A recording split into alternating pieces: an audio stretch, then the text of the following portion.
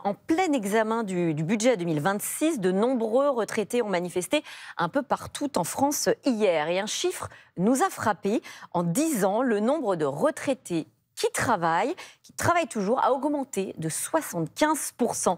Bonjour Valérie Gruot. Bonjour. Vous êtes experte de l'emploi des seniors. L'âge de départ à la retraite fait débat et paradoxalement, de plus en plus de Français continuent de travailler après. Exactement. Il y a de plus en plus de jeunes retraités qui reprennent le chemin du travail, puisqu'aujourd'hui, c'est à peu près 710 000 retraités qui travaillent en France. Donc, 75% de plus qu'il y a 10 ans, comme vous le disiez. Et donc, pour plusieurs raisons.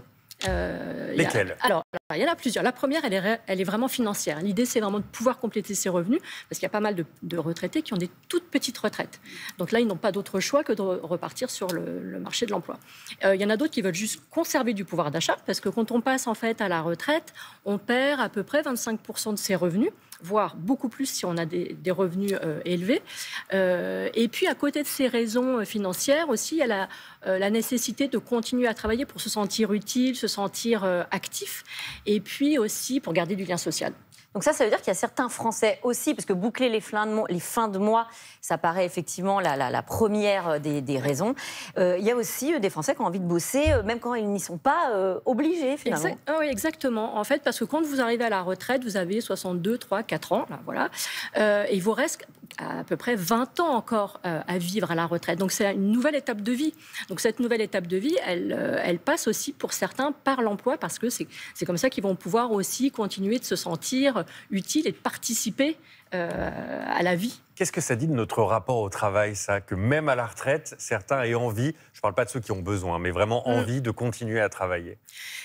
Ça dit que, alors déjà sur cette génération-là, il y a une vraie valeur travail qui est importante, il y a une reconnaissance qui se fait à travers sa position, son statut social se fait à travers son travail aussi. Et donc le fait de se dire, ben voilà, du jour au lendemain, je ne travaille plus, je ne suis plus rien, pour certains c'est vraiment un choc, c'est violent, et donc il y a cette nécessité de retravailler. Mais alors très souvent, c'est une reprise de travail à temps partiel. L'idée, c'est quand même de continuer à prendre du plaisir, à avoir des activités, à profiter de sa retraite, tout en ayant une activité en parallèle. Vous avez une plateforme justement senior à votre service, vous voyez passer des milliers d'annonces. Quels sont les métiers qui sont les plus sollicités ou les plus demandés ? Alors, beaucoup de métiers qui sont des métiers de lien, en fait. Donc, on a, nous, beaucoup de personnes qui viennent... De lien ou de l'IA ? De lien. Ah, de lien. Okay.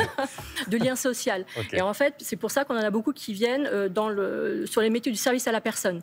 Donc, ça peut être des mamies-nounous. Des mamies-nounous ? Oui, beaucoup. Alors, si vous avez besoin de faire garder vos enfants à la sortie de l'école, ça peut être chouette de faire passer... Oui, exactement. de passer par une mamie. Et pourtant, on entend beaucoup que les grands-parents n'ont plus envie de s'occuper de leurs propres petits-enfants. Alors voilà, certains... Oui, mais voilà, exactement. Là, il y a une rémunération qui rentre en ligne de compte aussi. Et ça peut être ça peut être de l'aide pour des personnes âgées. On a beaucoup de jeunes retraités femmes, en l'occurrence, qui proposent leurs services pour aider des personnes âgées à rester à domicile aussi. Et puis, ça peut être des papis bricoleurs, etc. Donc, c'est pas forcément ce qu'ils faisaient dans leur activité professionnelle, dans leur première vie. Pas forcément, en fait. Pour certains, voilà, ils vont rester dans leur métier d'origine, surtout pour des personnes qui ont une expertise ou qui sont dans des métiers plus de profession libérale. Oui, les avocats, les médecins. Avocats, etc.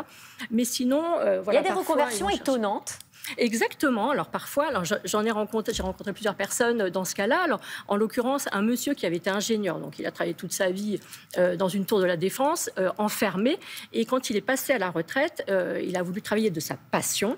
Et donc, il a créé une auto-entreprise dans le domaine du jardinage. Et donc, voilà, ce qu'il me disait, j'étais toute ma vie enfermée dans une tour, je veux être tout le restant de ma vie à l'extérieur, en fait.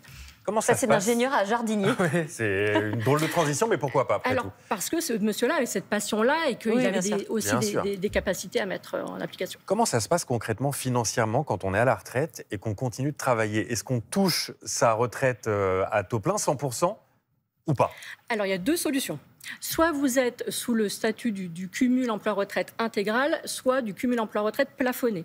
Si, en gros, vous avez pris votre retraite à taux plein et que vous aviez tout votre trimestre, vous êtes dans la première situation et vous pouvez travailler autant que vous voulez, ça n'aura aucun impact sur votre retraite. Et donc, financièrement, c'est très intéressant. C'est très intéressant. Et la seconde, c'est que si, en effet, vous ne répondez pas à un de ces deux critères, vous avez un plafond à ne pas dépasser, c'est à peu près 160% du SMIC, de façon à ce qu'il n'ait pas d'impact sur votre pension. Et en moyenne, combien gagnent les personnes retraitées qui travaillent en même temps ? Alors, ça va être différent si on est une femme ou si on est un homme. Et j'ai une petite idée de la réponse, du coup. Donc, évidemment, si on est une femme, ça va être à peu près 600-650 € en moyenne de plus par mois. Et pour les hommes, autour de 1000-1100 €. Et dernière question, du côté des employeurs cette fois, est-ce qu'il n'y a pas un frein à engager des retraités? Alors, nous, ce qu'on voit venir justement sur Seniors à votre service, au contraire, ils viennent les chercher parce que, alors quand c'est des entreprises, c'est souvent des entreprises qui recrutent à temps partiel, et donc elles sont hyper intéressées par des retraités qui ne cherchent que des temps partiels et qui vont rester, du coup, qui vont s'engager dans le temps, et puis qui ont une vraie expérience. Et puis pour les familles, il y a toute cette notion en fait de confiance, de réassurance, de confier ses enfants, ses parents âgés, etc., à quelqu'un qui a une expérience de vie aussi. Merci Valérie Gruau. Merci. Je rappelle que vous avez fondé le site Seniors à votre service où vous mettez en relation du coup des candidats seniors et des particuliers employeurs.